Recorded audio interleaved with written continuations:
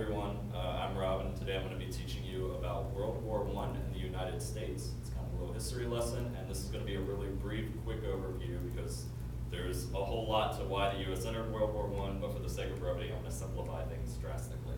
So, to give you guys a little summary of what we're going to be talking about today, we're going to have a brief description of the pre-war U.S., just to get you an idea of what kind of climate we're coming into when this period of history comes up.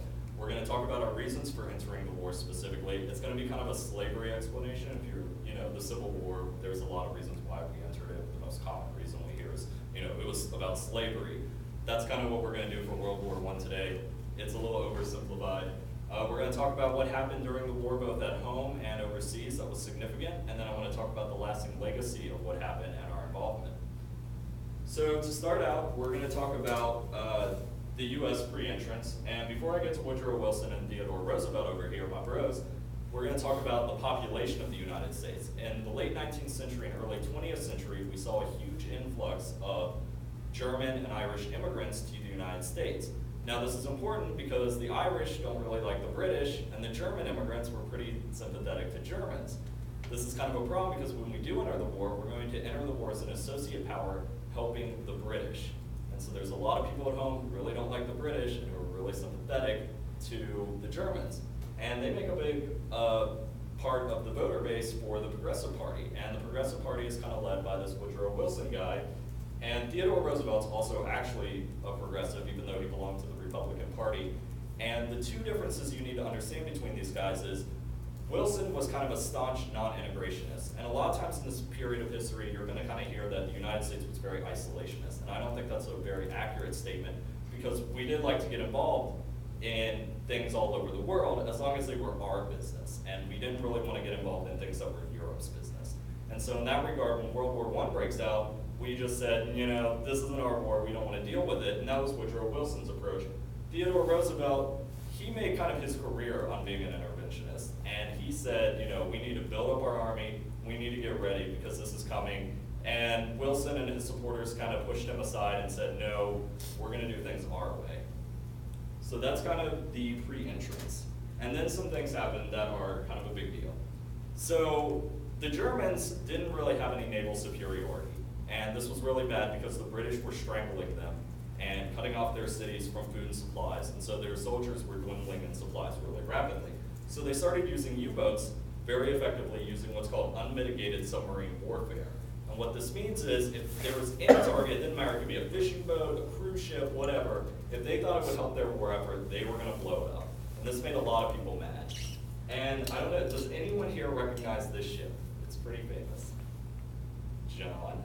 Lusitania? That's the Lusitania, that's right. The RMS Lusitania was a transport ship that carried civilians and arguably military supplies for the British, and was heading towards Britain, I believe, at the time, and a German U-boat sunk it, and I think over 100 American civilians were on board who were all killed. And this happened in 1915, and this was a huge deal, because people back home were outraged. Keep in mind, at the same time, there was word of atrocities happening in Belgium, with German soldiers executing villagers, things like that. So a lot of people were kind of getting to this point where they said, maybe intervening in this war would be a good thing because now it's kind of coming to our doorstep and it is becoming our problem. But Woodrow Wilson, he's kind of this kind of like this snuggle buddy kind of guy. He's like, I just want everyone to get along, and have this big kind of hug box. And so he said, no, we're going to hold off and we're going to try and mediate peace, and nobody really took him seriously. Well then, in 1917, we get the Zimmerman telegram. Does anyone know what that is? John? It was a telegram from the German ambassador Zimmerman to Mexico asking them to invade the United States, and they would get the territory where they lost the Mexican-American War if the Germans won. That's absolutely right. So basically, Arthur Zimmerman, he was the Secretary of Foreign Affairs, Foreign Policy in Germany at the time. And he's been called actually one of the most destructive people of the period because his whole foreign policy was basically, let's have other people do all our fighting for us. And so he would try and incite rebellions and things, and he just wasn't very popular to anyone else in the world. Well, he sends his telegraph intended for the German ambassadors in Mexico to take to the German government, or the Mexican government, I'm sorry, in case the United States ever entered the war.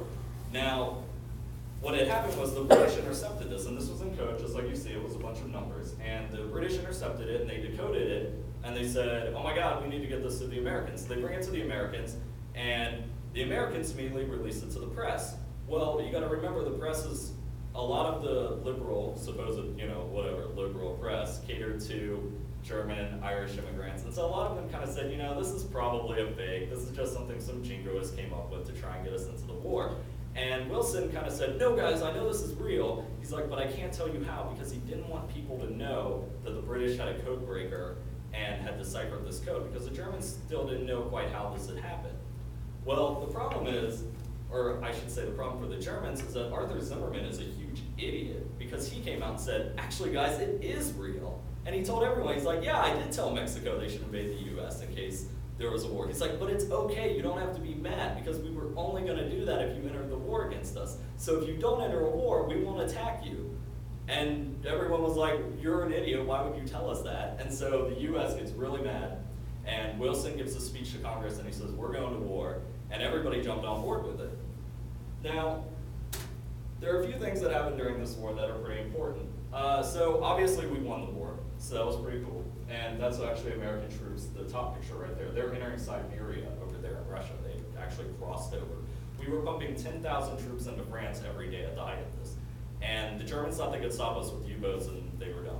So we enter the war, and we're doing really well, but Wilson needs more guys for his army. So he creates the Selective Service Act of 1917. Does anybody know what that does? Ellie? No. John? It means that once you're 18 years old, you're eligible to be selected to be drafted to the Army. Right, it was actually 21 at the time. Do you actually have your draft card on you? I do not. You don't, you're supposed to carry it on you. Now, I actually have it right here. So this is what it looks like, and it's pretty fancy. It's just a little piece of paper that you print out. My draft number is actually 91004753343. So that number, and actually what you see here is them drafting the very first man right there. And they drafted 2.8 million Americans, disproportionately black, and minorities and lower classes. Rich people didn't tend to get drafted. And they raised 2.8 million guys, and there was a lot of opposition to this, and a lot of people were really speaking out against this. So Woodrow Wilson, being the progressive that he was, created the Espionage Act of 1917 and the Sedition Act of 1918. And what this did was basically gave them a big license to use things. That's actually what happened to VID00002. He spoke out against the draft and got 10 years in prison because the First Amendment doesn't apply anymore if you're a schnitzel like German. So that's kind of the Selective Service Branch and the Espionage Act. But then after the war, Germany had a lot of problems, and it was facing a lot of economic turmoil, and there was a big question on how are we going to treat Germany after the war is over.